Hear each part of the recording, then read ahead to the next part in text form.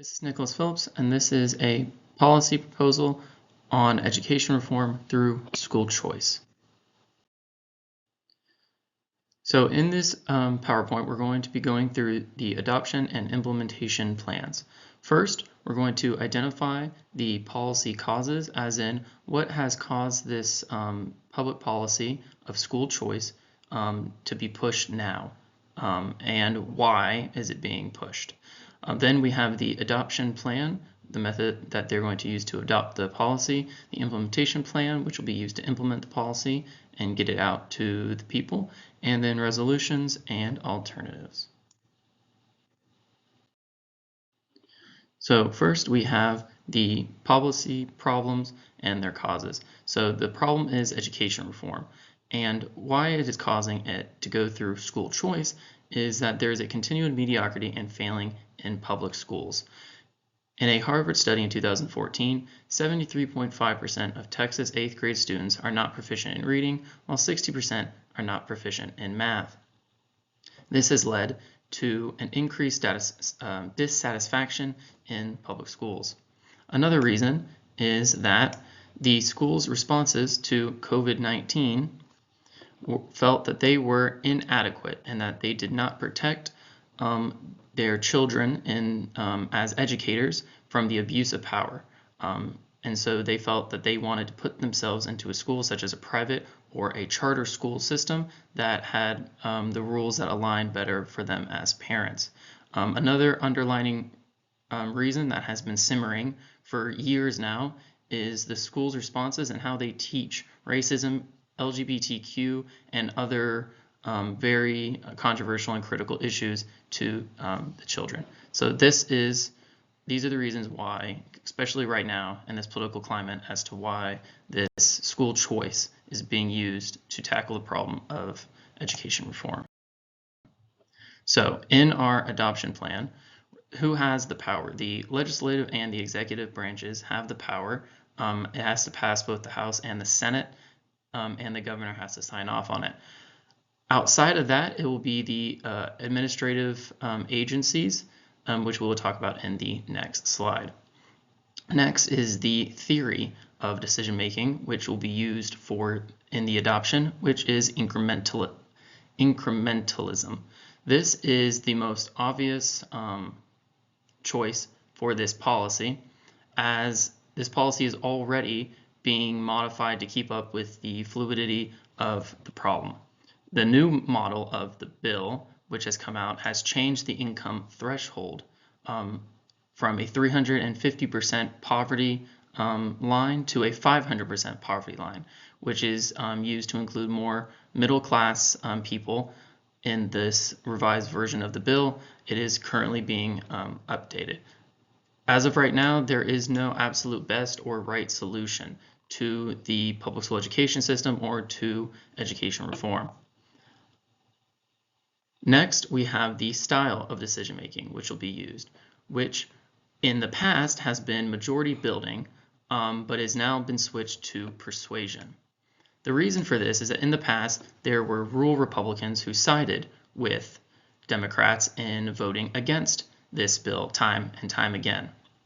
However, now, especially in this past election cycle, bullying and threats in the persuasion style of decision making have been used to be able to push this bill forward. Next, we're going to talk about the implementation plan. So first, the administrative agencies and organizations, they will be the ones who implement this policy. The Comptroller Office and Certified Educational Assistance Organizations. These Certified Educational Assistant Organizations have to go through and meet certain qualifications and apply in order to be accepted. The Comptroller's Office will be the ones who can accept them and will make the decisions on which Certified Educational Assistance Organizations they would like to pair with and work with. Such examples for this would be the TEA, or Texas Education Agency, and the ATPE, the Association of Texas Professional Educators. Both of these groups meet the requirements and are eligible to be a part of the helpers that help the comptroller's office implement their plans. Next, we have the political context for which this is being held. I briefly described in the last slide that the persuasion style is being used here more than the building method, and that is because in this last election cycle, Republicans hold the majority in both the House and the Senate and have used this election cycle to get more seats in both the House and the Senate in order to push this bill through. Next, we have the policy-making patterns. In the policy-making patterns, they will be using enforcement of laws, or the enforcing of laws.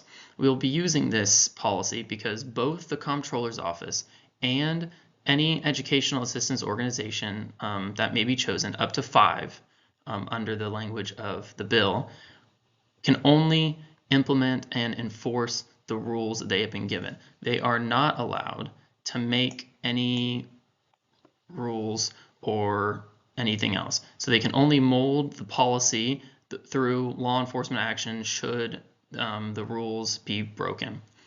And so because of this, they don't have the rule-making power that is in and only held by the legislative and executive branches.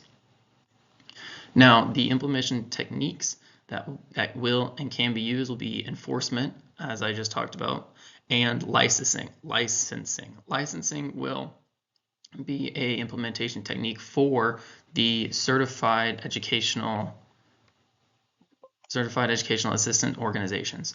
This will be used for them as they have to have and will be given a license by the Comptroller's Office saying that they are certified to post information on their websites to the parents, be able to also register outside providers for payments and information.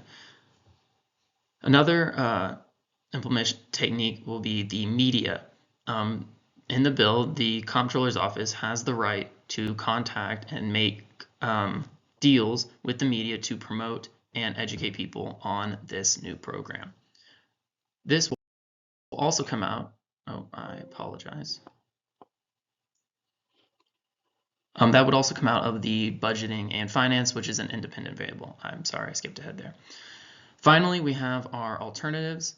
Some alternatives will be to impose the same standards that public schools have in being transparent and following all the special rules such as STAR testing and standardized testings, and imposing them onto private schools. Currently, private schools do not have to do this as they do not accept federal funding, but as the school choice and voucher program comes in, it will now be receiving state funding.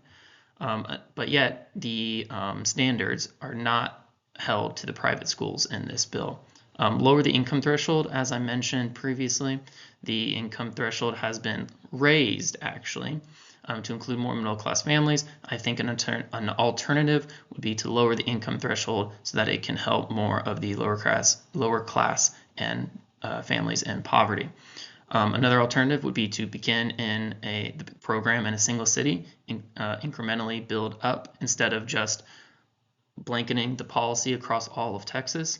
And the last alternative would be to give the Comptroller's Office rulemaking authority. Instead of them just enforcing the rules, allow them to also be able to make and tweak certain aspects of the policy as it goes on in order to fit and change with the political landscape and the needs of the people. That is all for my presentation. Thank you very much.